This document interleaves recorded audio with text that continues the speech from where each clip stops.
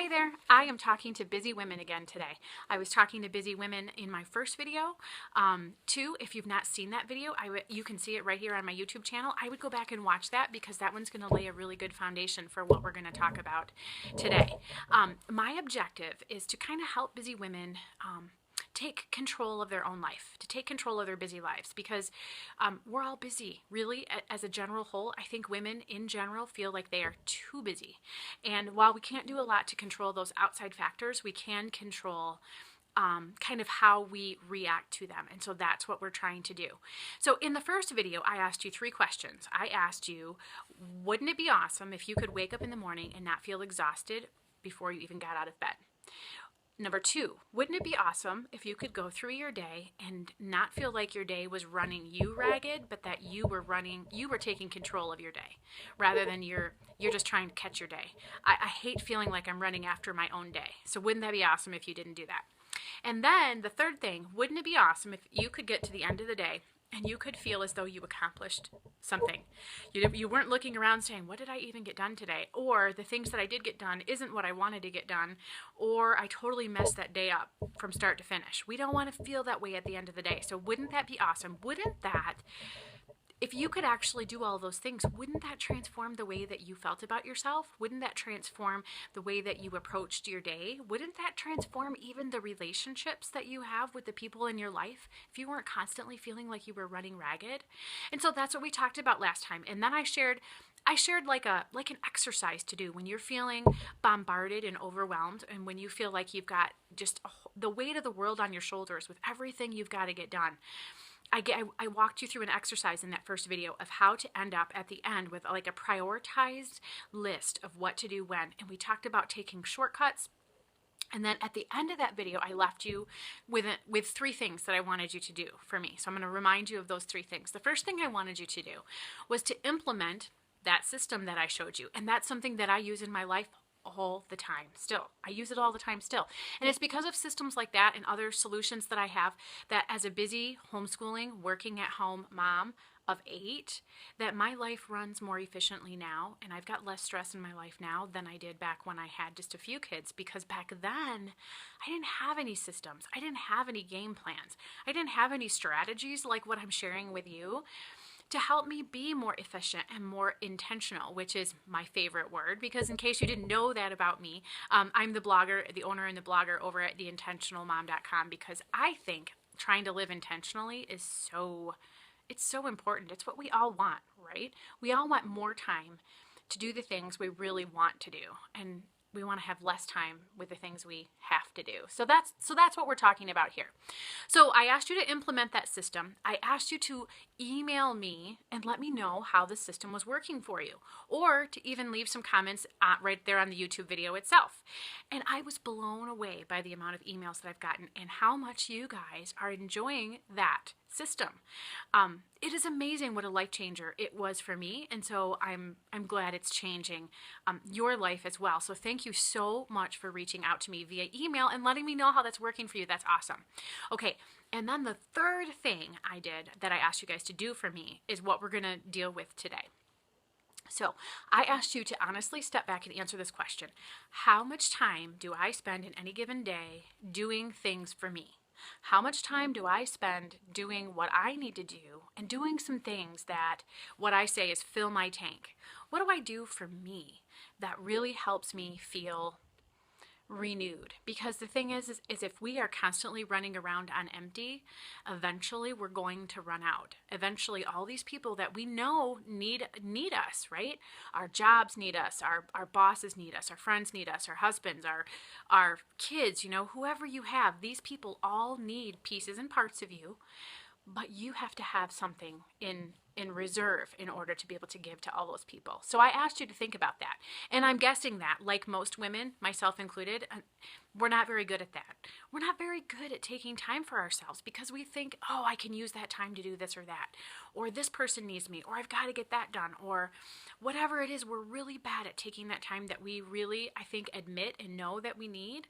But there's just always something else to prioritize first. And so we're going to talk today about how to steal back a little bit of time so that you can do that. Because you could very well be saying, I say it too, I am so busy.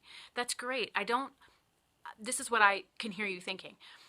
I know that I need to take that time, and I would love to take that time, but I don't have that time to give. So I'm going to help you create that time, because all you're going to be doing with what I share with you today in 5 tips is really kind of stealing that time. Actually, you don't even realize, probably, myself included, that you're giving that time away. You're wasting away little snippets of time here or there, not realizing it, not meaning to, but we're going to take those back so that you can have those moments to fill yourself up and to do a little bit of stuff for yourself. So that's what we're going to talk about today. Okay, so I have 5 different ways that we're going to do that. Number 1 is you need to turn off all of the alerts on all your electronic devices. Those dings and dongs and all that stuff, they send us running for our electronic device to see what we're missing or who needs us. And while all that stuff is important, that stuff will still be there for you to check on your own time. And when you're checking it on your own time, you're most likely going to be taking less time than you are if you're just chasing around after all those alerts. So just turn them off. That's number 1. Okay. Number 2 is similar. Number 2 is only check, unless you have some reason not to, only check your email once a day. If you're going back and forth, obviously if you're waiting for something, a specific email that you're going to have to act on right away, that might be different. But for the most part, I run a business and I check my email once a day. Check it once a day. Again, you're going to be more streamlined and efficient if you're only getting in that inbox once a day. Not to mention, every time that we have an electronic device in our hand, it's a temptation to just waste a little bit of time. I just want to check this on Facebook really quick. I just want to check this on Instagram really quick. I just want to see if this is on sale really quick. And before we know it, all of those really quicks turn into a lot of time. So by you only getting into your inbox to check your email once a day, you're also limiting the amount that you're going to have an electronic device in your hand. So that's why that one is a really big one too. So check your email. And then here's a really cool thing too. I only respond once every other day to email. Again, unless it's something urgent, for the most part, I'm able to save that time and group things together, which we're going to talk about in a minute. I'm able to respond to email once every other day, and I get in my groove and I send those emails back, and I'm just much more efficient about it.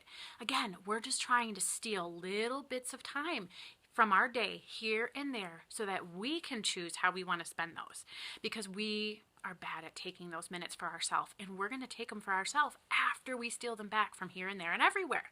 Okay, so number 1 is those alerts, turn them off. Number 2 is your email, only check it once a day. Okay, number 3 is do not, unless you have some reason not to do it this way, group like things together.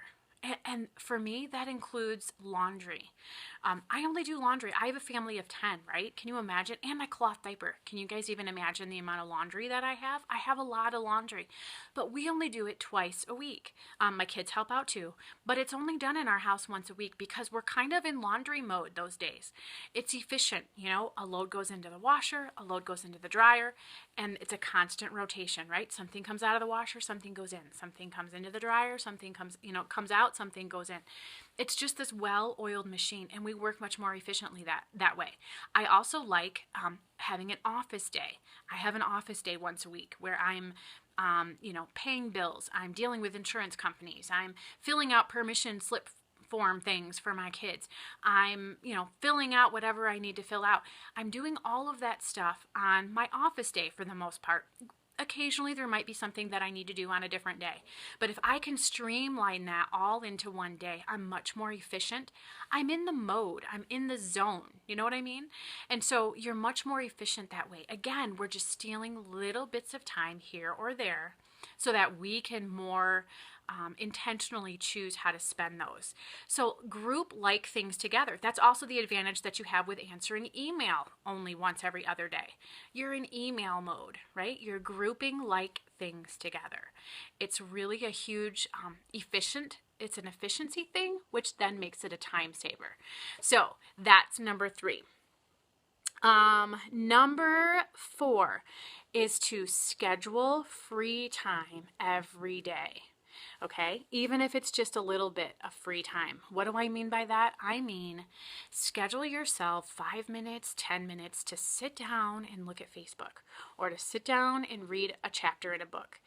Because the thing is if those things that you enjoy doing, those mindless activities, we all need them, right? I know what it's like. You know, you might be at work all day and then you come home and you got to make meals and your kids are cranky and you got to do laundry and you got to do something to clean up the house and you got to make the meals and you got to clean up the meals and all that stuff. But the thing is we all need those few minutes every day to just unwind and let our mind just veg out. And if we don't have those scheduled into our day, we're going to be trying to steal it here or there. We're going to say, oh, I just need a minute to look on Facebook, right? And your intention is to only look on there for a minute, but you've wasted more time. You've spent more than a minute. And so when we are stealing that downtime, we take much more than if we just intentionally schedule a little bit. So schedule a few mindless activities for 5 or 10 minutes a day. In the long run, you'll stick to that 5 or 10 minutes. Ideally, you do have to be self-disciplined to do that. It's really great to set a timer. But take your 5 or 10 minutes or whatever you have scheduled, once, twice a day, whatever it is, and have your mindless activity and then move on. Because if you don't have that mindless activity scheduled, you're still going to need it. I need it. Most women need it. Most people need it. That's why they give you a lunch break and a break at work, right? You need that. So schedule it rather than try to convince yourself you don't need it, because you do need it and you'll take it. Okay, so that's number 4. So let me really quick review where we've been. Number 1 was to turn off all those alerts. Number 2 was to answer your emails or look in your email only once a day. Ideally, answer your emails once every other day. Number 3 is to group like tasks together. And number 4 is to schedule downtime. Schedule a little bit of mindless, just I don't have to think about anything time, so that you're not stealing it later or at different times throughout the day. Number 5 is probably the biggest one in terms of it'll give you the most bang for your buck, and that is to not procrastinate. Whatever it is that you don't want to do, don't procrastinate it, because okay, so I'm going to call the procrastinating thing the elephant in the room. And I had this just yesterday. I have to get my tax stuff to my accountant at the beginning of next week. And I have to first go through this big bin of paper that I have. It's some of it's tax related stuff and some of it's just the paperwork that is piled up over the last couple of weeks since I've had a chance to take care of it. But so I have all these pieces and parts that have to go into me getting my tax stuff together. But it's been the elephant in the room for like a week and a half for me. Literally, I've had the bin sitting there to go through it, and I've been procrastinating it. But yesterday, I actually decided, you know what? I've got to get these taxes taken care of. So for today, I'm just going to attack this paper bin. And once I got in there and actually did it, it didn't take me that much time. The amount of time I spent wasting trying to distract myself from the elephant in the room cost me way much more time than just sitting down and doing it. Procrastination is a huge time waster because we try to do everything else that we can do in order to not have to do that thing, and so we end up wasting time. We should just do that thing that we don't feel like doing. So don't procrastinate. Just figure out a way to get it. Even if it's a huge project, you're just getting a small portion of it done. Just don't procrastinate, because procrastination is a huge time stealer. So that's number 5. Okay, so those are the 5 tips I have for you today in terms of where to steal some time from. And as you start implementing these systems, you need to start making sure that you are taking time for yourself. 5 or 10 minutes, twice a day. This is not that mindless activity I'm talking about necessarily. Because if you're doing that already, you need a little bit of extra time. Maybe you take it in the morning. Maybe you take it at the end of your day. Maybe you take it in the middle of your day. However you take it, you need to make sure that you're getting enough time for yourself to fill your tank. And you know what I mean. If you're running on empty, you need more. But you're going to do these things that I just shared with you today, and you're going to make yourself a little bit of extra time in order to do that. And that is going to make a huge difference in how you feel about your day, how you feel at the beginning of your day, how you feel in the middle of your day, and how you feel at the end of your day. And that's going to make a huge difference. Okay, so I'm going to ask you this one last question, and then I'm going to give you your assignment. So you might be saying, I just don't have the time to do this. I don't have the time to do these things you're telling me about. I guess my question to you is, how well is it working out for you now? Are you feeling content at the end of the day? Are you feeling exhausted or content? And if you're feeling exhausted or content, you got to try something different. You got to do something different if you want different results. So don't be afraid to try these new things because they'll reap you big rewards, okay? So here's what I want you to think about for next time. Definitely implement this system, and please feel free to email me. You can email me at theintentionalmomblog@gmail.com. I would love to hear how this is working out for you. Or you can leave some comments right here in the YouTube video. That's fine too. I would love to hear how this system is working for you. Okay, here's your assignment for next week. Okay, hang on. All right. What I'm going to be talking about next week, you have to do this first in the next video. It's not, well, not next week. It'll be soon. It'll be sooner than next week. So this is what I want you to think about. When something goes wrong in my day, how do I handle that? Am I pretty good at just shaking it off and moving forward? Just kind of putting that behind me and saying, okay, that was a nightmare, but now I'm going to get on. Or am I more the type of person who is going to just throw in a towel and just call it a bad day and just let it be a bad day? So let me give you this example. So let's say that you are on a diet and you aren't supposed to have any sugar and you go to your pantry and you grab a couple of cookies. Are you the type of person who's going to eat those couple of cookies and then you're going to say, oh boy, I shouldn't have done that. I'm going to be super strict with myself the rest of the day? Or are you the kind of person who says, oh my gosh, I ate those 2 cookies. Today is a total loss. I'm just going to eat these other 10 cookies and tomorrow's a new day. So which one of those are you? Because that's what we're going to address next time, is kind of how to deal with whichever one of those you are. Okay? So that's your assignment for this next time. And in the next video, we'll talk about how to deal with that. All right? So I hope that you have an awesome day, and I hope that I've given you some really awesome tips and tools on how to feel like you can take charge of your own life, because you know what? You can. So, all right, you guys, I will see you later. Have a great one. Bye-bye.